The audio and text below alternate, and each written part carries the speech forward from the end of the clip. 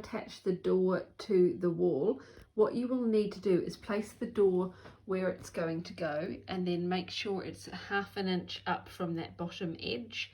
And then you're going to mark all the way around the outside. You can see I have placed pins all the way around the outside to mark where my finished door is going to sit. Next, we're going to take tailor's chalk or a disappearing fabric marker, and you're going to mark 1/2 inch all the way around the outside of the inside of the door. So this line here is where the finished door is, and this is 1/2 inch inside. And then we are going to cut that 1/2 inch smaller hole out. That out, as you can see, the hole here is 1/2 inch smaller than the finished door is.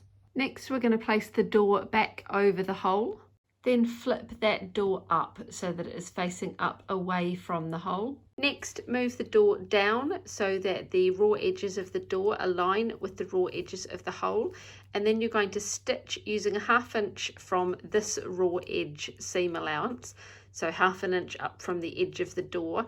You're going to start your stitching at one end and stitch all the way across to the other, and that is then going to be what holds the door on. If you want to, you can now remove these pins down the side and the pins that are underneath here. I do recommend that you pin the straps out of the way. I've pinned mine from the other side, but it doesn't matter which way. You just want them to stay away. You don't want them to flap down during sewing.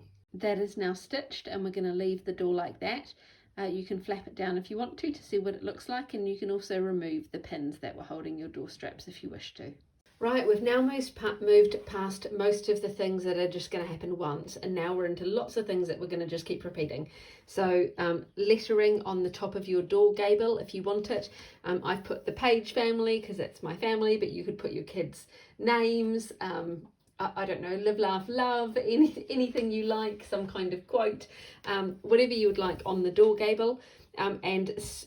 What I'm going to do from now on is just say glue or sew when we get to these bits, and this is what I mean. So this is stuff with the double-sided interfacing that I've peeled off and then I've stitched on. So from now I'm just going to say glue or sew these bits on, and I'll show you it done, and then you know that you need to pause and go off and do that bit. Next, we're going to do the other thing, which is the one that we're just going to keep repeating, which is where we've got a piece with a 1/2 inch seam allowance and there is a lining, and what we do is we place it right sides together, and then we're going to stitch all the way around it. So literally the whole way around. Don't leave a gap for turning, and I'm going to show you how we're going to turn by instead making a little hole in the lining and slipping it through, and then that way we get completely finished edges all the way around. So we're going to repeat that on lots of different pieces, but for now do it on this one. Push these right sides together. I do recommend, actually, now that I get to this bit, that you place a pin directly vertical and in the top and bottom, so that you can stitch along here and know when you get to that pin is when you put your needle down, put the presser foot up, swivel your fabric and keep on stitching. So go ahead and do that now, and come back with the letters on and this sewed together. This is now sewed all the way around. You can see I've used a 1/2 inch seam allowance the whole way around, and there are no gaps. I have not left any gap for turning.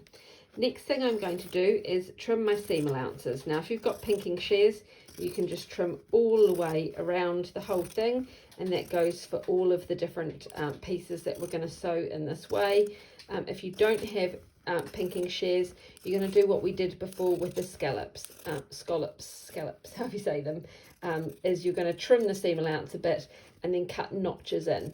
The only area that you're going to treat differently is when there is a bit where we need to snip in to be able to turn it through, which is this bit just here. So not any outside circles, but any inside circles or angles. It won't turn through easily unless you snip up close into that. Do you call it an inside corner, perhaps? Make sure to do that.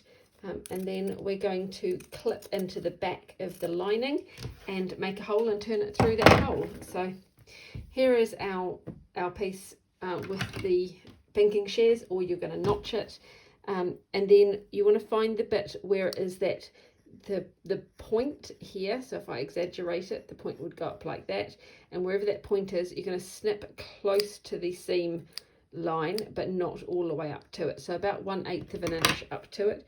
You're going to leave a few kind of threads so that it doesn't make a hole, and then that way you can turn it.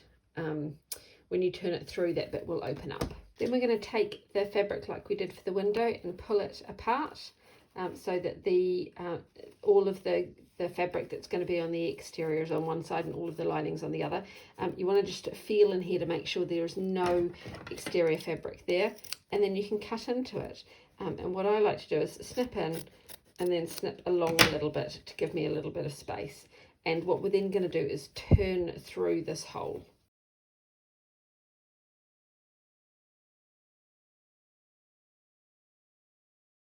Once you've turned through the hole, then poke out any corners and give it a press.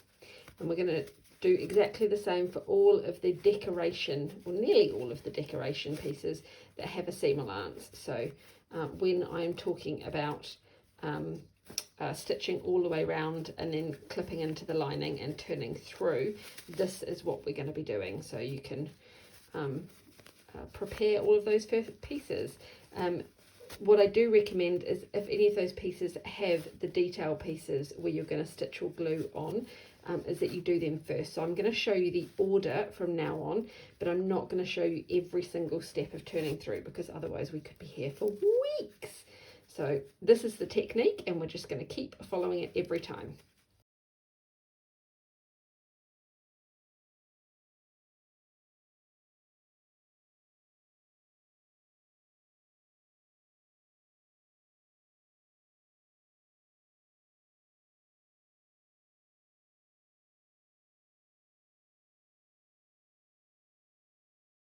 So this is what it looks like when it's turned through. You can see on the lining on the back there is a hole, but that can't be seen. So that's why we cut it in on the back.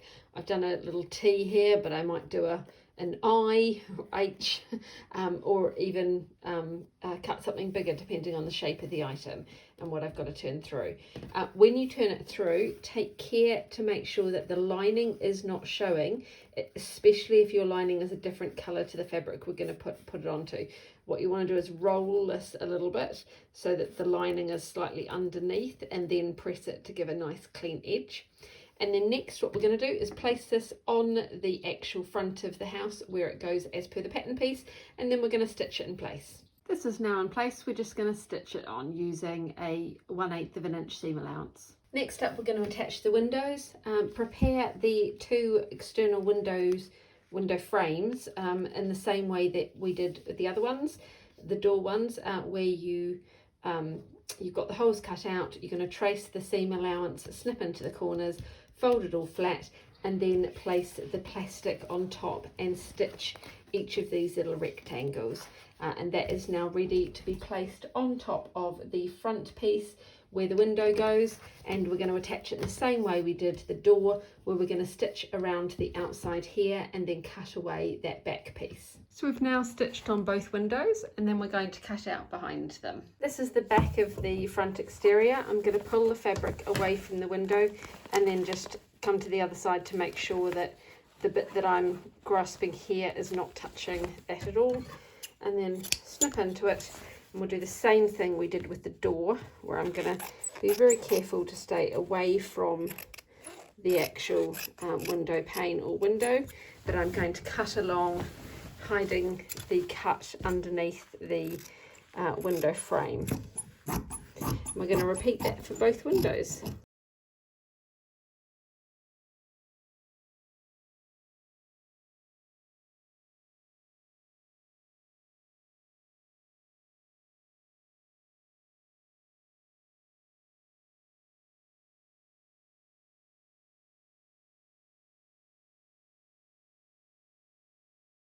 Okay, so that's what it looks like from the back, and then from the front we've got a nice clean window with nothing behind it.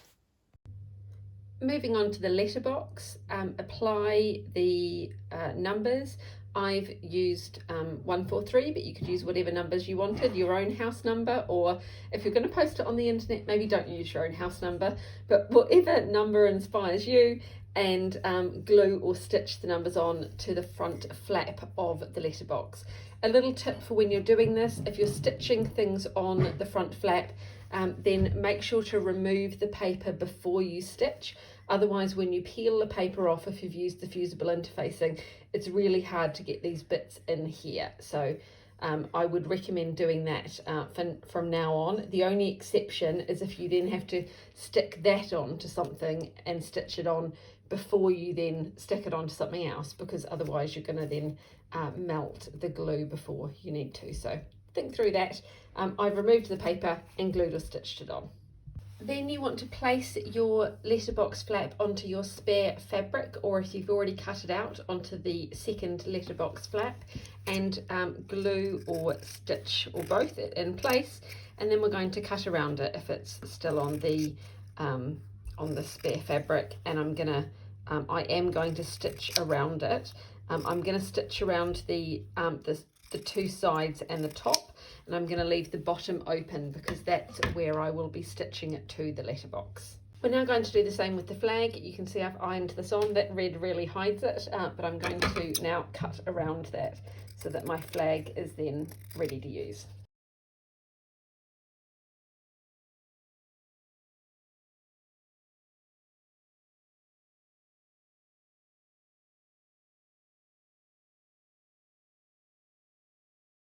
We're now going to attach the little catch that keeps the letterbox closed. If you want it to just be stuck closed, you could stick it on as is, but if you want it to open, then you want to get a piece of hook and loop tape and cut it so that it's really quite small.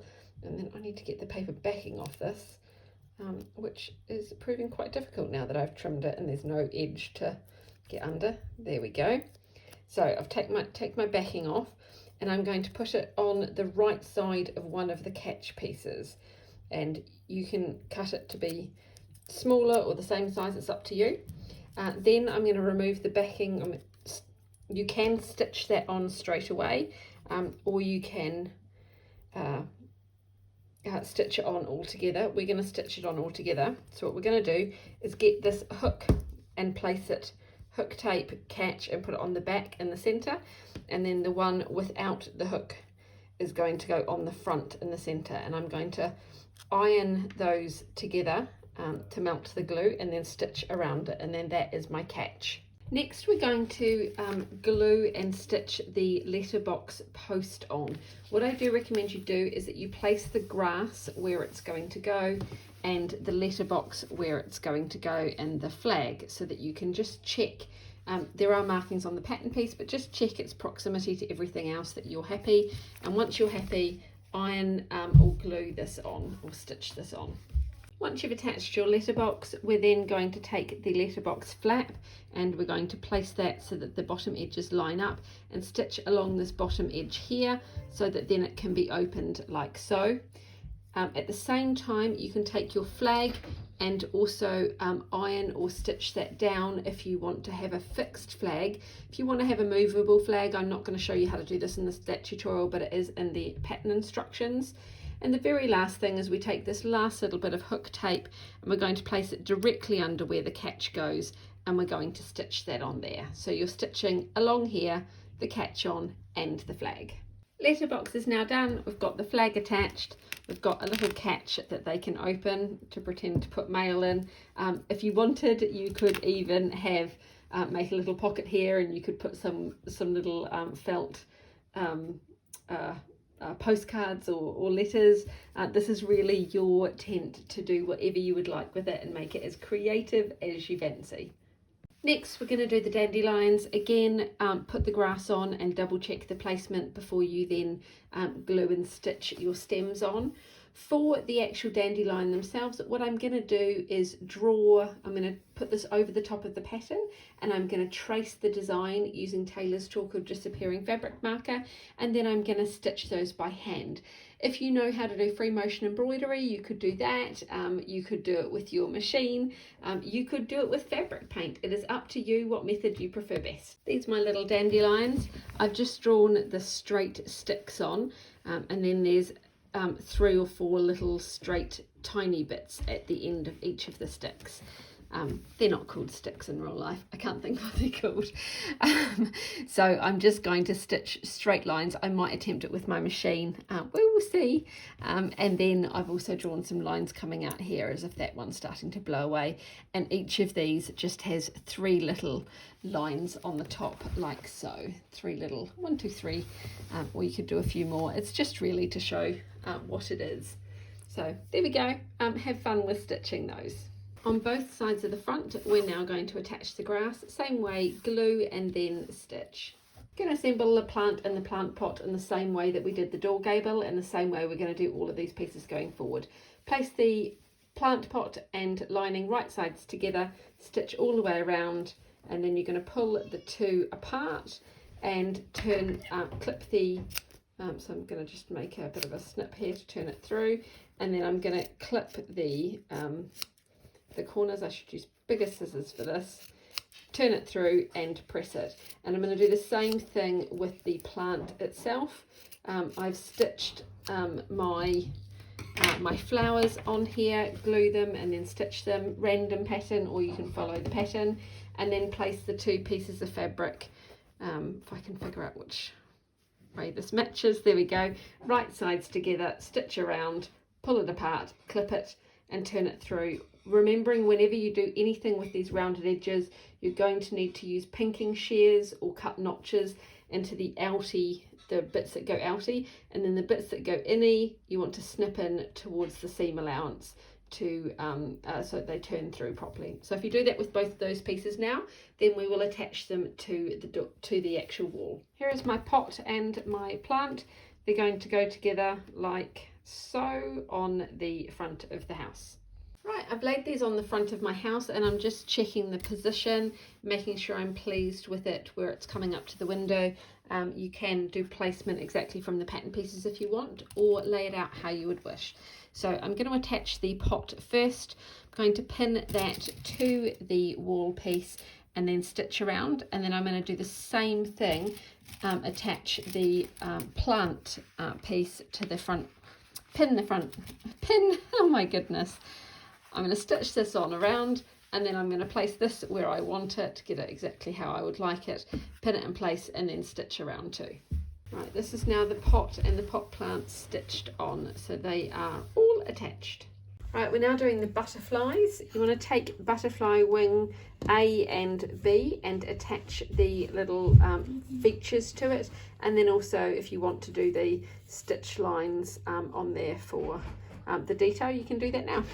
The order we're going to do this in is iron or stitch the wings onto the house where you would like them, and then the body, and then the facial features I'm going to do last when it's actually on the house, because I find the little pieces just too fiddly to try and do on their own when they've already been cut out in this tiny little squidgy body.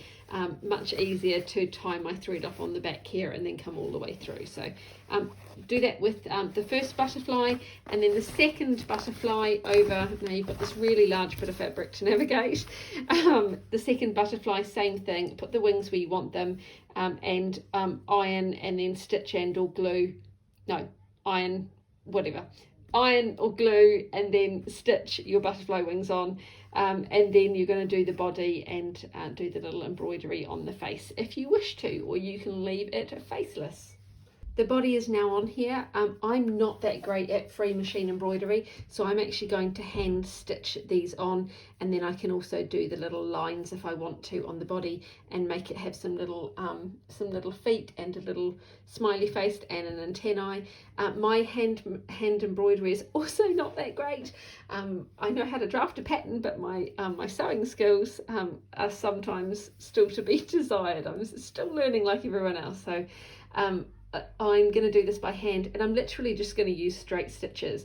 So I'm going to curve them around, but I'm just going to do lots of little straight stitches for the different lines that I want, and then the same for making a face. If you're really great at hand embroidery, you could do things like French knots for the eye, and use any type of stitches you would prefer. One thing to be careful of when you're ironing this on is just always avoid the plastic on your windows. And then ditto for this one here. I've glued my body on, but I'm going to hand stitch all of this on, and hand stitch my antennae and the little details that I want to have on here, like the face. So I'm going to use the same embroidery technique throughout the whole, or almost the whole table tent, and you can follow this, or if you've got your preferred way, you can do it your preferred way. The way I do it is I'm doing this on a scrap of fabric first, so because it's much easier to show you on a small bit that I can manipulate than trying to have the whole table tent around me as I'm doing this. So I've traced on one of these little dandelion seeds, whatever they're called, bits that comes out from the dandelion flowers, and I'm going to show you how I stitch this.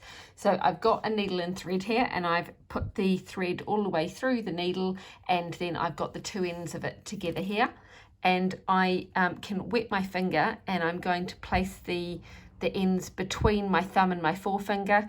I'm going to wrap it around my finger once, and then if I roll my thumb off, it makes a little loop, and then I can put my nail down or my finger down on the loop and pull, and that, if I then pull the end, it makes a little knot. I cannot remember where I learnt that, but it is the fastest, quickest way of making a knot.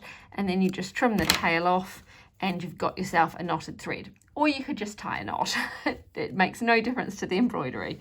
So I've now got my piece of thread. I do like to use quite short thread so that I don't end up with big bubbles of thread by accident. I'd rather rethread my needle regularly than end up with a big loop somewhere on accident.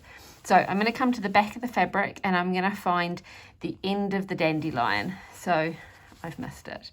So I'm going to find the end of the dandelion here, and I'll pop my needle up through it, and I'll bring the fabric or the thread almost all the way through. So not quite. I'll leave a little bit at the back because I don't want to accidentally pull it all the way through. And then I'm going to put my needle down again a little bit along. My guess is that's maybe ½ an inch. I think it's less than a centimetre. I'm not really sure with distances. It's a small way, like less than the width of a nail along. And then I'm going to come to the back here, and I'm going to put my needle back through this loop that's left there. And then if I pull it, it then secures the thread. So that then will not, no matter how much that gets tugged on, this knot is not going to pop through the right side of the fabric. Now, if I come straight back up this hole, it could take the knot up through with it. So I want to come up further along from where I stitched last time. Check you can see that. Yep. So bring my needle back up through there, and I can now either choose to go further along or come back to here. So I never want to go back through the same hole that I've just been through, or it'll undo my stitch. So long as I've stitched somewhere else first, I can go back through though. So I'll put my needle down through, pull that, make sure that's nice and neat on both sides. I like to check that I've not left any bubbles. And then because my needle last went down here, I can bring it back up through this bit here. And it's just kind of like leapfrogging over.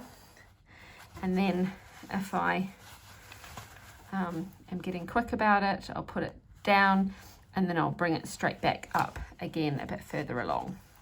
And the length of them, I try to make them not too short, not too long. You can do them shorter to do this kind of stitching, but I don't like it to take me forever, and embroidery is really not my strong suit. So I enjoy the fun of sewing. The embroidery bit is nice while I'm watching a TV show or a movie, but I don't like it to take longer than the whole project. So depending on what you enjoy, will depend on how you do this. So there we go. It's a little bit wobbly, but there we go. I've got roughly a straight line. and the two little bits coming either way. So I'll then, so long as you can't see my thread, see how you can see my thread through this fabric? If it's a bit of the tent where you can't see this very much, I might just bring my thread along to, let's say the next dandelion stem is over here, I'd bring it over here and pop it back up. Or if it's the bit where it's all in a circle, I'd just bring my thread over to the next one and start on the next one and so on and bring it around. Once I'm finished, bring my thread to the back. Now, usually if I'm going to make a knot, I'll put my needle through the fabric to make a knot, but of course that then leaves you being able to see the stitch on the other side. So for this, I'm going to just put it underneath the thread there and pull it taut, and then I'll put it back. There we go. I've put it underneath there, and I'll keep this loop relatively clean so that I can get it close to the end. And then instead of putting my needle back under here where it started, I'm going to put it through the loop I just made, pull the loop tight, and then pull the thread through, and that makes a little knot. I'll repeat that so you can see. Go through the bottom bit, keep your finger in this loop here so that the loop is big, pop the needle through the loop, let the loop go, retaining hold of the needle, and then pull this gently tight, and that makes a little knot. And I'll usually do 2 of those, and then I'll snip it. And so long as my thread isn't too dark compared to the fabric, I'll leave about a 1-inch tail. I could snip a bit closer, but I really don't want to accidentally have the knot undo and then lose my thread. So that is how I'm going to do all of my different stitching, just little straight stitches. For all of you embroidery experts out there, you probably have much beautifuler ways of doing it. Please share them with us. Embroidery is something I would love to learn more of, and I'm sure everybody else following this as well would love to see too. So post it in on social media for us and show us. We would love to see. You can see I've now embroidered the rest of my dandelions on the actual bit of fabric, and you can see the remains of the tailor's chalk under there, which will just, as I use it, it'll just brush away, or I could wash it. I have pricked myself, there's a little bit of blood on there, so I'm going to have to wash it, which is a real shame, but so be it. And you can see the back of the dandelion here is really messy. I have waited until I finished the front to actually sit and do all my embroidery in one go. So while you're seeing this video right now, I actually have done this video much later in the process.